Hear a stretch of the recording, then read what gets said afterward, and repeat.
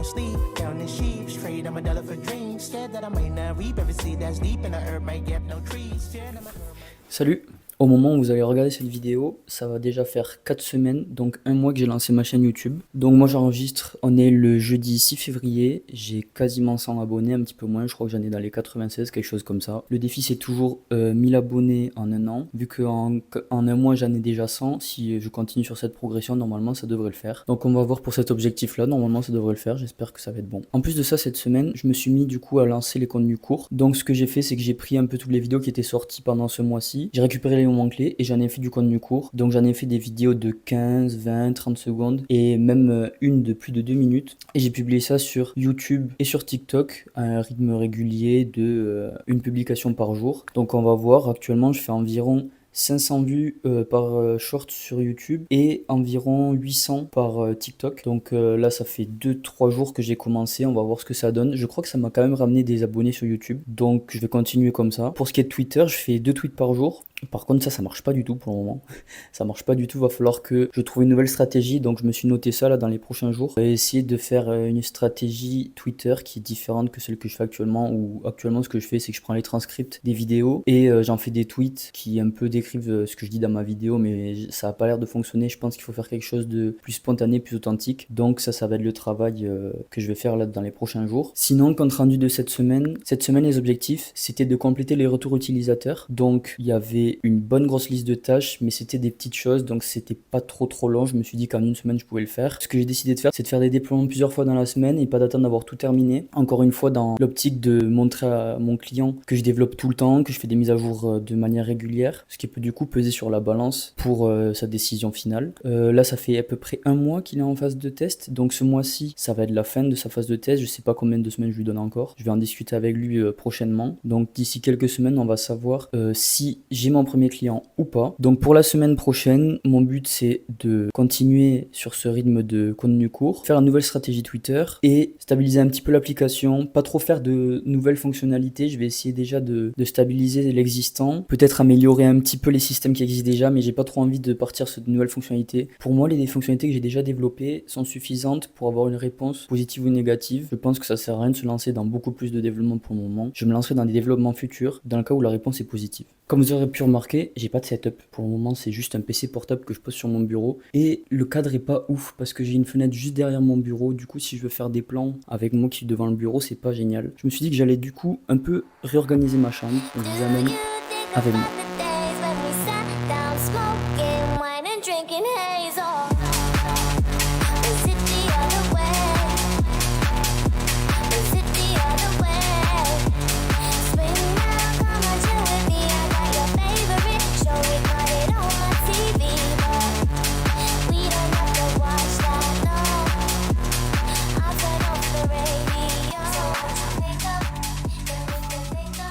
C'était du sport.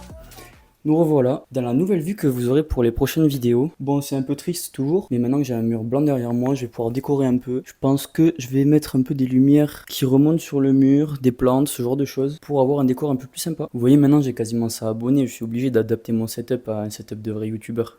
Et ça me permet de faire une transition sur pourquoi est-ce que j'ai décidé de lancer cette chaîne YouTube. Et ben, ça m'a toujours trotté dans la tête. J'avais envie déjà de documenter ce que je faisais. Et puis en plus, j'ai eu une idée, je me suis dit, si je suis obligé de faire une vidéo par semaine, ça va m'obliger à travailler plus pour pouvoir avoir quelque chose à dire à la fin de la semaine. Parce que bon, si je faisais rien, ça allait pas être très intéressant comme vidéo. Du coup, j'avais un peu pas le choix. Et puis d'un autre côté, le fait d'avoir des retours, des encouragements, des commentaires positifs, comme j'ai eu dans les dernières vidéos, d'ailleurs je vous remercie, ben, ça me motive à travailler plus pour vous faire plus de contenu. Donc au final, c'est un cercle vertueux et puis ça me pousse juste à travailler plus, que ce soit sur mon SaaS ou sur la création de contenu. En plus, une blague qu'on a souvent avec mes potes, c'est il faut drop de la value. Alors pourquoi on rigole sur ça? On rigole parce que tous les gens qui font un peu du building public comme moi, donc building public, c'est de documenter une progression, donc dans mon cas la construction de mon entreprise et mon objectif à 1 an. Mais les gens qui font du building public, ils ont beaucoup cette notion de il faut drop de la value. Donc nous ça nous fait rire parce que c'est un anglicisme et puis c'est devenu presque un running gag à force. Mais en vrai c'est exactement ça. C'est-à-dire que si tu veux réussir dans quelque chose, t'es obligé d'apporter de la valeur. J'en ai déjà parlé au cours d'une ancienne vidéo, mais par exemple si on prend l'entrepreneuriat, je peux pas faire une entreprise qui va rien apporter aux gens et espérer gagner de l'argent. Si les gens ils sont prêts à payer pour un produit, c'est que ce produit leur apporte quelque chose. Donc, je suis obligé d'apporter d'abord de la valeur à mon client pour qu'ensuite, ce client-là m'apporte de la valeur à moi, donc dans mon cas de l'argent. Et c'est applicable à tout dans la vie. Quand on veut gagner quelque chose, il faut d'abord donner. Par exemple, pour YouTube, si je fais des vidéos nulles où vous apprenez rien, où il n'y a aucune valeur, aucune information qui est apportée, en bref, que je vous drop pas de la value, eh ben dans ce cas-là, vous n'allez pas regarder mes vidéos parce que vous apporteront rien. Et puis même les plus gros youtubeurs, ceux qui font du divertissement, c'est quand même de la valeur qu'ils vous apportent, c'est de la valeur de divertissement. Vous êtes peut-être fatigué d'une grosse journée de travail, vous voulez juste vous divertir, vous reposer, ils vous donnent cette valeur-là. Moi, dans mon cas, c'est plus comme je vous ai dit du building public, c'est-à-dire que je documente ma progression, je vous montre ce que je fais, même quand c'est des échecs, même quand je réussis pas, et je vous montrerai aussi quand je réussirai. Et comme ça, vous avez toute la progression, vous pouvez vous reconnaître, vous pouvez voir exactement ce que c'est ce genre de vie-là, et vous pouvez plus vous y projeter si vous avez envie de vous lancer. Vous pouvez aussi tirer des conclusions des erreurs que moi je fais pour pas les faire vous, et donc au final, vous tirez de la valeur de tout ça. Là, on arrive déjà en fin de semaine. Le problème, c'est qu'il me reste pas mal de boulot à faire et je sais pas si je vais avoir le temps. En fait, lundi et mardi, je me suis levé un peu plus tard. J'ai bossé un peu moins d'heures le matin. Et après, je me suis rendu compte que ça allait peut-être être juste. J'avais peut-être été un peu gourmand sur les tâches. Du coup, je me suis mis à me lever un peu plus tôt à partir de mercredi et à bosser un peu plus. Le problème, c'est que j'ai commencé cette semaine aussi à faire tout ce qui est les TikTok et tout. Et ça m'a pris plus de temps que prévu. Parce qu'en fait, ce que je faisais, c'était regarder les vidéos, couper les moments intéressants, mettre des sous-titres et une musique de fond. Le problème, c'est que moi, je pensais que ça allait être rapide, mais au final, comme toute chose qu'on fait pour la première fois, c'était assez long. Ce qui fait que j'ai bossé que les matins sur le dev, là. Et là, ouais, il me reste... j'ai aujourd'hui et demain pour terminer les tâches. Donc c'est un peu juste. En soi, si je faisais que ça aujourd'hui et demain, je pense que j'aurais le temps. Mais le problème, c'est qu'il va falloir que je termine de filmer pour la vidéo de dimanche et de faire le montage. Là, cette semaine, je me suis dit que j'allais plutôt faire le montage aussi au fur et à mesure que je filmais pour pas avoir tout à faire à la fin. Donc là, j'ai un tiers peut-être qui est fait déjà. Mais il y a encore pas mal de boulot. Je pense qu'il va falloir que je me réorganise là pour les prochaines semaines parce que là, ça fait 2-3 semaines qu'à chaque fois j'arrive en fin de semaine avec beaucoup de choses à faire et que je suis vraiment limite dans les temps. Bon, après, sinon, côté positif, là c'est vraiment stylé, je trouve, ce que j'ai fait cette semaine. J'ai appelé aussi le client hier. Attendez, je vais vous poser. Hop. Moi, je disais, j'ai appelé aussi le client hier. D'abord parce que j'avais pas trop eu de nouvelles cette semaine, du coup je me demandais s'ils essayaient vraiment l'outil en ce moment. Et aussi parce qu'il y avait une question par rapport à une fonctionnalité, je voulais pas perdre du temps à développer un truc qui n'était pas exactement ce qu'ils voulaient. Je me suis dit bon, je vais apprendre mes erreurs, cette fois je vais juste les appeler et voir ce qu'ils me disent pour être sûr. Donc ils m'ont dit que cette semaine ils n'avaient pas trop eu le temps de l'utiliser parce qu'il y avait eu pas mal de rendez-vous, etc. Et puis du coup je leur ai dit que de toute façon, vu que j'allais corriger tous les retours qu'ils m'avaient demandé d'ici dimanche, qu'ils attendent lundi là pour se remettre à tester. Elle m'a dit pas de souci. Ensuite on a discuté de la fonctionnalité là.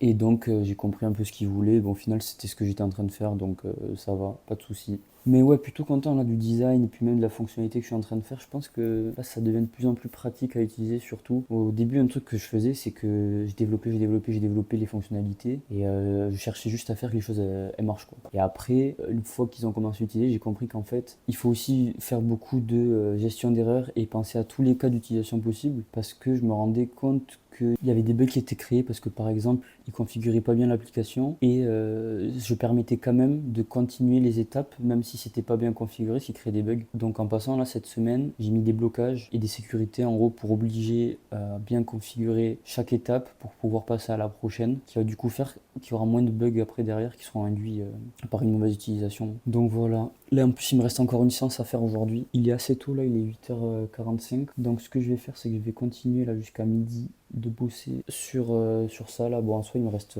une ou deux tâches à faire mais c'est les plus grosses. Et ensuite je pense que je vais continuer même en début d'après-midi, filmer un peu aussi et j'irai à la salle en fin d'après-midi. Et puis demain matin ça va être le montage de la vidéo et si l'après-midi j'ai pas terminé mes tâches, je les finirai l'après-midi. Je ferai le déploiement aussi dimanche après-midi et en croisant les doigts, normalement la semaine pro il y aura tout en ligne et la vidéo postée dimanche à midi. Every night I get no sleep, down the sheep, straight I'm a dollar for dreams. Scared that I might not reap every seed that's deep, and the herb might get no trees. Fear that my girl might leave like a broken leaf, might fall to the breeze can sweep. Fear that the world can see my ocean deep, cause my mind is broken weak. I feel stressed, I feel like I'm overdressed. I guess then it's vessel's nest, and I'm depressed. The pistol give two shits, my wrist go be up and next. I possess the will stop.